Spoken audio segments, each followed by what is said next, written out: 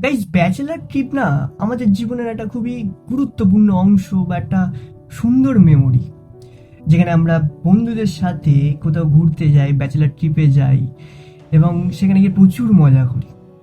এবং এই ব্যাচেলার ট্রিপের কথা যদি কেউ বলে, তখন সবার প্রথমে একটা জায়গার কথা তো মাথায় আসেই, মানালি। তোমরা সবাই এ জাওয়ানি হে দিওয়ানি তো দেখেইছো, যেটা দেখে একবার না একবার তোমরা তো ভেবেইছো যে কিছু হোক আর না হোক বন্ধুদের সাথে মানালিতে যাব, সেখানে গিয়ে এরা যেমন মজা করেছে আমরাও সেরকম মজা করব। কিন্তু মানালিতে আসলে আছে কি? মানালিতে আছে বরফে ঢাকা সুন্দর সুন্দর পাহাড়, ফুলে ঢাকা উপত্যকা এবং ফ্রেশ এয়ার, যেটা হয়তো আমাদের এখানে খুবই কম পাওয়া যায়। এবং সেখানে তুমি পাহাড়ের মাঝখানে বসে বন্ধুদের সাথে ম্যাগি খেতে পারবে। হ্যাঁ, সেটার দাম 300 টাকা 400 টাকা হলেও সেটার খাওয়ার একটা আলাদা মজা আছে, যারা গেছো তোমরা সবাই জানো।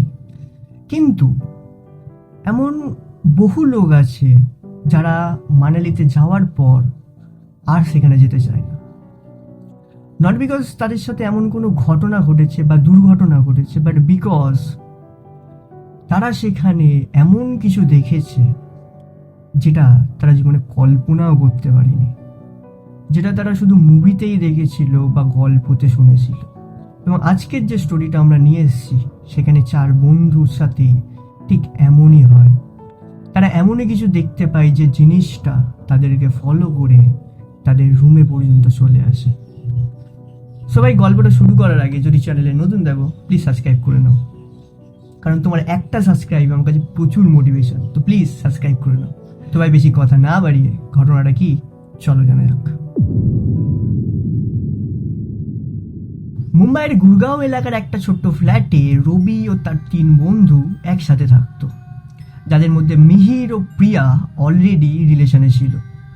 এখন একদিনেরই কথা, যখন সবাই তাদের লিভিং রুমে বসেছিল এবং গল্প করছিল, তারা প্রচণ্ড বোর হয়ে যায় এবং বলে যে ভাই চল না ভাই, কোথা থেকে ঘুরে আসি, প্রচুর বোর লাগছে। যেটা শুনে প্রিয়া বলে ওঠে যে ভাই, লেটস গো টু মানালি। ভাই, একে তো এখানে ভীষণ শীত চলছে, তো ওখানে গিয়ে কি মজা হবে তোরা জাস্ট ইমাজিন কর। যেটা শুনে তার বয়ফ্রেন্ড অর্থাৎ মিহির বলে যে ভাই তুই পাগল আছিস? ভাই, এমন কোনো ব্যাপার না যে শীত আসছে বা শীত চলে গেছে। ভাই, ইট ইজ জেনুয়ারলি উইন্টার। ভাই, তুই বুঝতে পারছিস আমাদের কি অবস্থাটা হবে?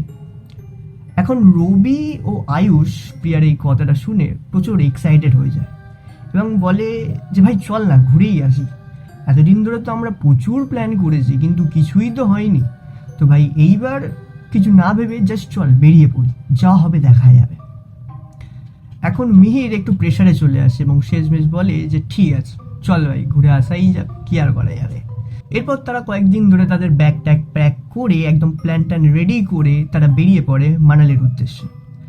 তারা পুরোই সব কিছু আগে থেকে বুক করে রেখেছিল।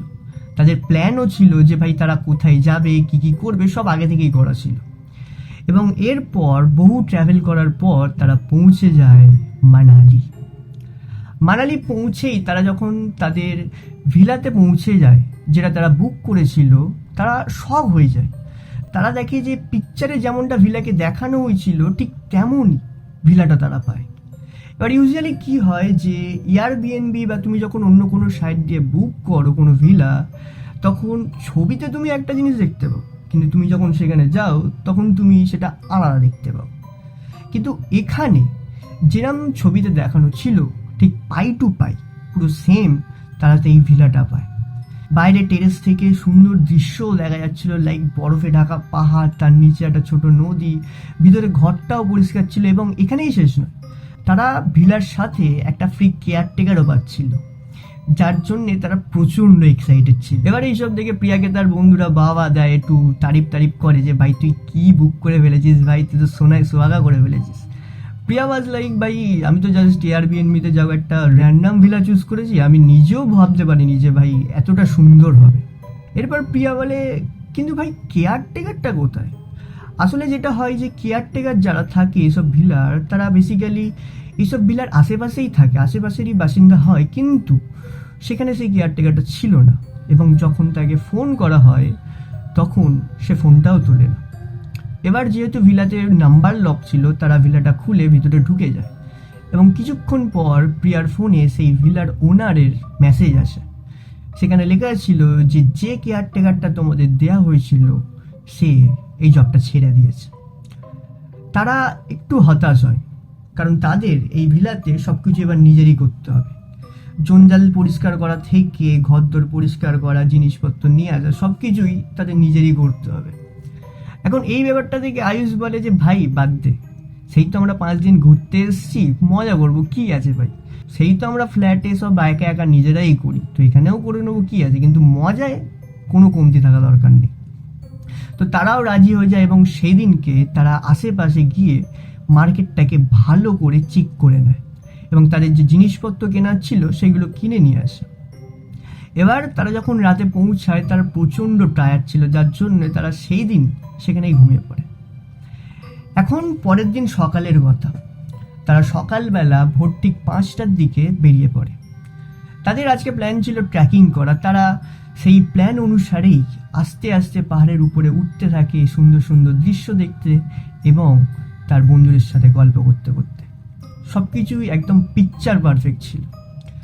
এখন বেলা 10টার দিকে তাদের ব্রেকফাস্ট করার টাইম হয়ে আসছে, যার জন্য তারা পাহাড়ের একটা ছোট্ট চায়ের দোকানে দাঁড়িয়ে যায়।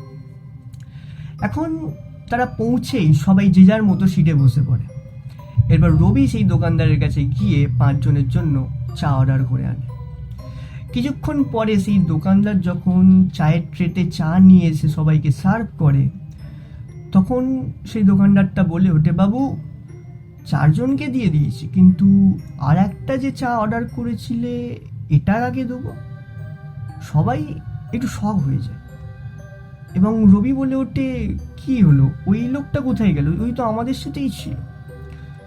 সবাই রবিকে জিজ্ঞাসা করে, ভাই তুই কার কথা বলছিস, আমরা তো 4 জন এখানে এসেছি, হ্যাঁ 5 জন কোথায় পাচ্ছিস?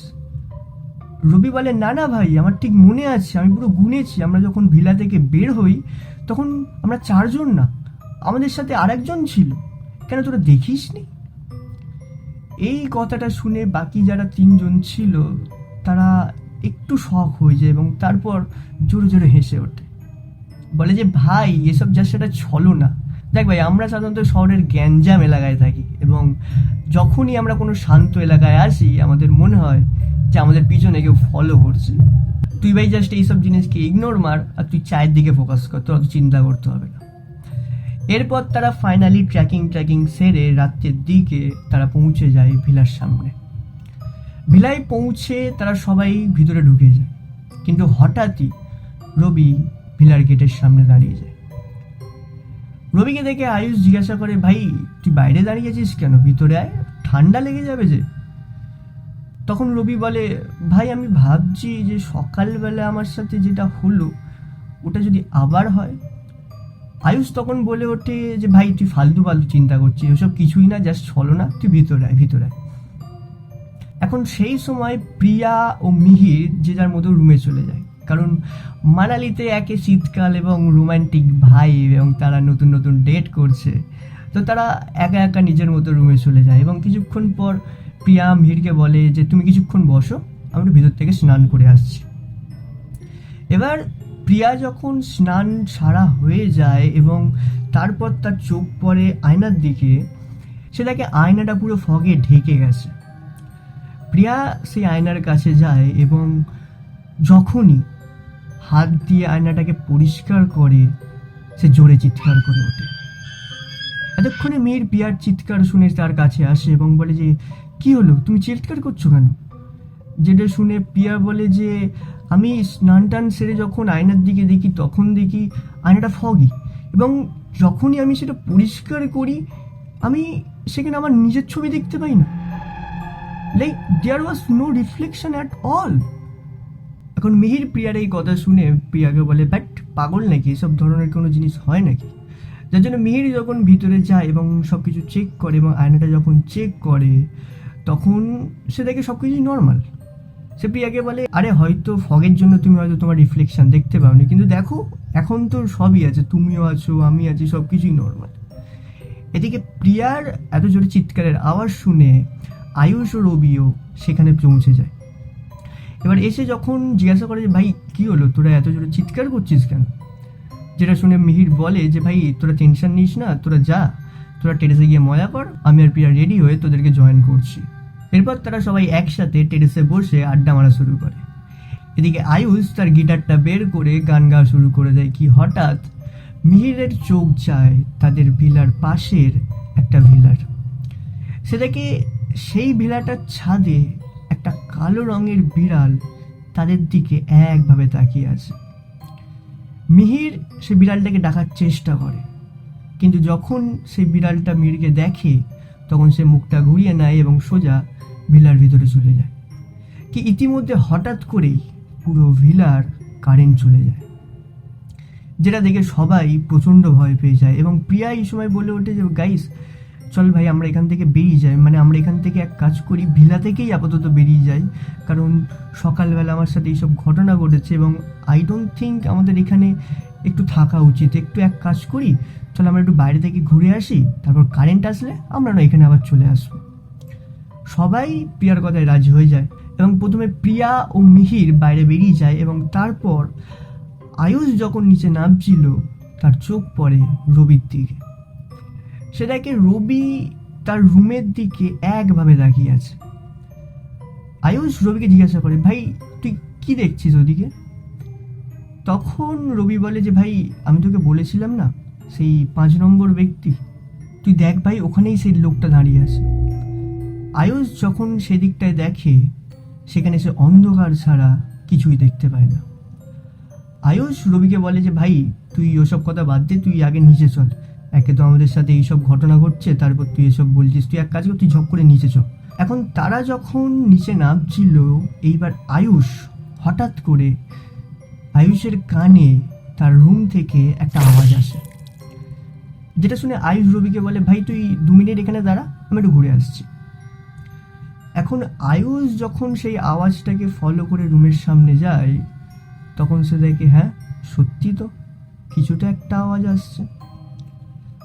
আয়ুষ এবার ধীরে ধীরে রুমের দরজাটা খুলতেই সে সেখানে অন্ধকার ছাড়া কিছুই দেখতে পায় না। এরপর আয়ুষ দরজাটা বন্ধ করে নিচের দিকে নামতে যাচ্ছিলই কি হঠাৎ তার পিছন থেকে কোনো একটা বৃদ্ধ বয়স্ক লোকের হাসার আওয়াজ সে শুনতে পায়।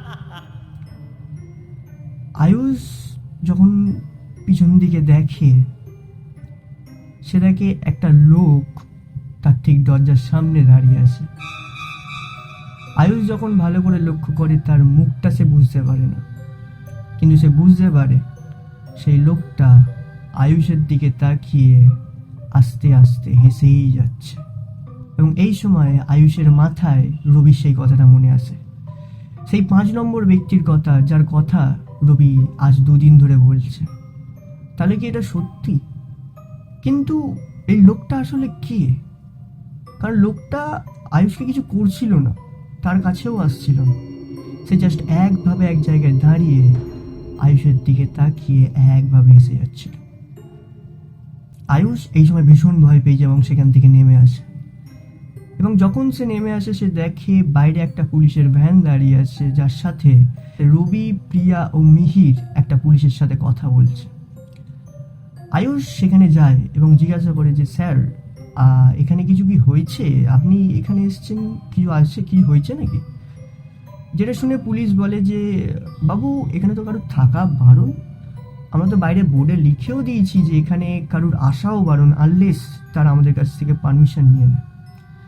যেটা শুনে প্রিয়া বলে যে স্যার আমরা তো এই ভিলাটা 2-3 মাস আগে এয়ারবিএনবি থেকে বুক করেছি, কেন এখানে কি কিছু হয়েছে? যেটা শুনে সেই পুলিশ লোকটা বলে যে তোমাদের আসার 3 থেকে 4 দিন আগে এই ভিলাতেই একটা লোককে মার্ডার করা হয়।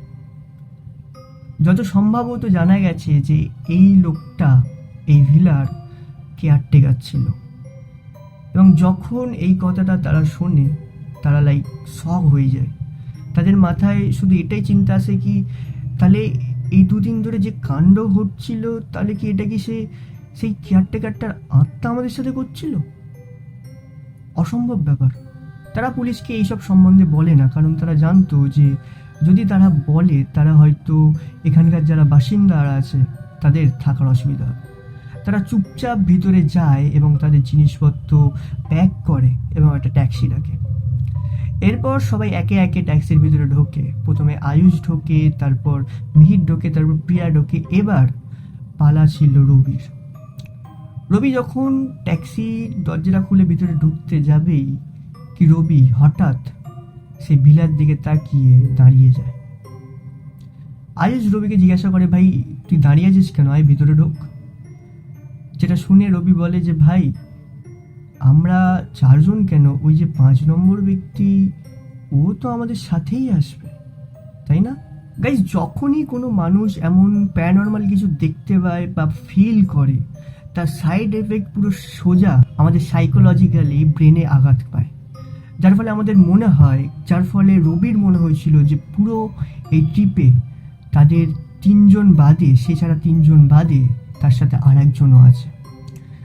এই 5 নম্বর ব্যক্তিটা হয়তো তাদের ছলনা হতে পারে, বা হয়তো সেই কেয়ারটেকারের আত্মাটাও হতে পারে। এবং গাইজ, আমি শুধু এটাই বলতে চাই যে এই ভিডিওটা দেখার পর এমন কোনো ব্যাপার নাই যে তোমরা কোনো এয়ারবিএনবি দেখে হোটেল বুক করবে না, অবশ্যই বুক করবে। কিন্তু যখন তোমরা এই ধরনের প্যারানর্মাল অ্যাক্টিভিটির শিকার হবে, তখন সেখানে বেস্ট থিং হবে যে সেখান থেকে বেরিয়ে আসা।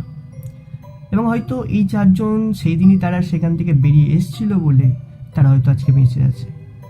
কারণ জানি না ভাই, হয়তো তারা যদি আর বেশি দিন থাকতো বা পুলিশ যদি এইসব না বলতো, তাদের সাথে কি ঘটনা ঘটতে পারতো হয়তো আমরা জানতাম না। সো গাইস, আই হোপ তোমাদের এই গল্পটা ভালো লেগে, যদি লেগে থাকে তোমাদের কিছু বলতে হবে না, কি করতে হবে। আর ভাই, তোমাদের যদি কোনো এই ধরনের গল্প থাকে, নিজস্ব এক্সপিরিয়েন্স থাকে, তোমরা শেয়ার করতে পারো।